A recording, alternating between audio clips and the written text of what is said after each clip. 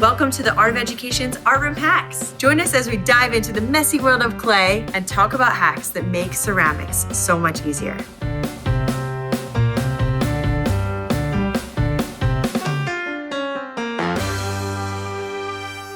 Hi, art teachers. My name is Crystal Dunn, and I'm a high school art teacher outside of Philadelphia, Pennsylvania. Join us for ceramic hacks.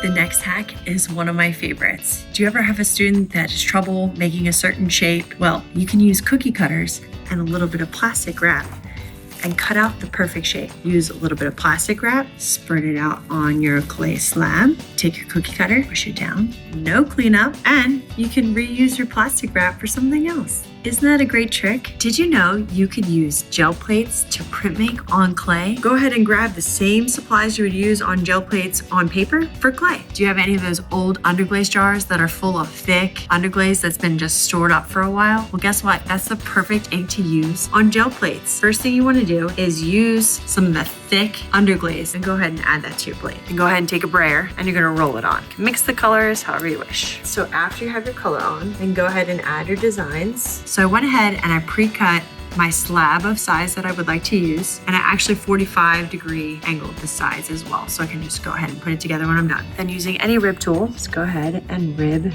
your slab. I usually push down in both directions. You can always do a ghost print and put some more color on top of that if you'd like. Gel plates are so much fun. I love adding competitive competitions to my classes to make learning fun. I usually give students a skill and then they will compete to see who can do it the fastest. One of my challenges I love to do with my 3D Art 1 students is the longest coil. So students are learning how to coil build. Some of them haven't touched clay since 3rd grade. Some of them have never used a coil at all. So what you're gonna do is you're just gonna give every student some clay and they're gonna roll out their clay as long as possible. After playing a couple of songs, time is up. Then students have to measure out their coils to see who has the longest coil. And I usually give that person a prize. This year, we were up to 300 inches. It's pretty crazy. It's so great to see students be able to think three-dimensionally. They're so used to 2D and flat papers. And this is a really creative medium that really makes them think. It's okay to make mistakes, it's easy to fix, and it's also easy to start over by just squashing your projects and starting again. Do you ever have a student that wants to add something very specific to their project, like a character or some type of logo? And sometimes in ceramics, art is just not their thing, so they say they can't draw. I've got a great hack for you. You can transfer this onto clay. I had a student do it for one of their projects for the Super Bowl. So what you're gonna do is have a student print out to size exactly whatever the logo is that they want to recreate. So basically what they're gonna do is they're going to go ahead and poke through their paper. And this I like to call the stabbing technique to get all the details. So just make sure that the student doesn't move the paper as they're poking. They can always tape it down to the table and just continue to repeatedly just stab, stab, stab, stab, stab. The closer they stab, easier it will be for them to trace afterwards. This is a really successful technique for all students that are trying to copy some special type of logo. Then when you're done, you can go ahead and connect the dots to make something awesome. Ceramics is my favorite medium because anyone can do it. Clay is easy to recycle and start over again, and you don't have to be good at drawing to make something out of clay. I feel like a lot of students are successful in ceramics because they are great at building with their hands and problem solving. And it's so much fun to work with, and it's so forgiving. We get a great amount of slip when we're throwing on the wheel.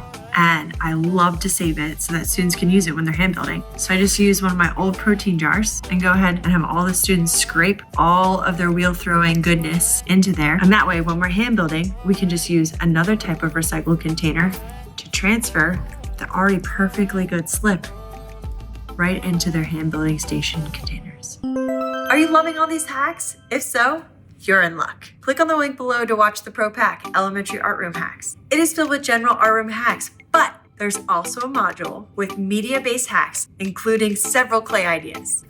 Art teachers, I don't know about you, but I have been struggling with sponges this year. They start disintegrating and they split in half and they're all in the sink. We've had a terrible time cleaning up our tables this year and I tried something new, car sponges. These thick sponges, first of all, they don't break and they hold a great amount of water. These are great for cleaning the wheel and for cleaning off your table. So I highly recommend you switch to a car sponge instead of those school sponges. Look at her go.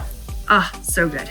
Speaking of cleaning up our tables, one thing that I started implementing in my class a couple years ago was students first go ahead and sponge their tables and get it all wet. And then they take a scraper and they go ahead and scrape off all of the clay that might be left on their table or any type of glaze or underglaze. So usually we have a sponger at each table and someone that volunteers to scrape, and the tables look great at the end of class. Not only do we want to save our protein jars and our sorbet containers, you can also save your takeout containers. A takeout container is a perfect size for all of your clay tools. Everything fits in there perfectly. If you want to give one takeout container for every student that's wheel throwing, so that way they can take care of their tools and show you at the end of class, this is a perfect way to keep them all together. Also, you can use this for on the go too. I took a wheel throwing class. I put all of my special tools in a takeout container. That way, when they were in my bag, they didn't get all gross. A takeout container is a perfect way to store your clay tools. I found out a hack that will work really great from keeping your clay from sticking to the table. It's actually palette paper, disposable palette paper. You just put the shiny side up with your clay on top. It is the best wax surface to have your clay not to stick to the table. Sometimes when our clay comes in the beginning of the year, it's super wet. Palette paper is a great alternative for canvas. Canvas can get really dusty and you don't want to be breathing in, or your students breathing in, all of the silica that comes off of the dry, dusty canvas. So first year I got into high school, I threw away every canvas we had, besides that one for teaching purposes, and we switched out to the palette paper. Palette paper is super safe for you and for your classroom. It's even great if you want to take your slab sticks and your slab roller and roll out your slab. Even if I put a lot of pressure on the palette paper, it doesn't stick to it. So it's very user-friendly for students of all ages. And the best part about it, it's reusable. I just keep these in a bin and students take them and use them and use them and use them. So good. We love for you to like this video if you enjoyed it and subscribe to The Art of Ed if you haven't done so already. And tell us in the comments below, what's your favorite clay hack? If you love media arts, you won't want to miss the next episode. Bye, stay tuned.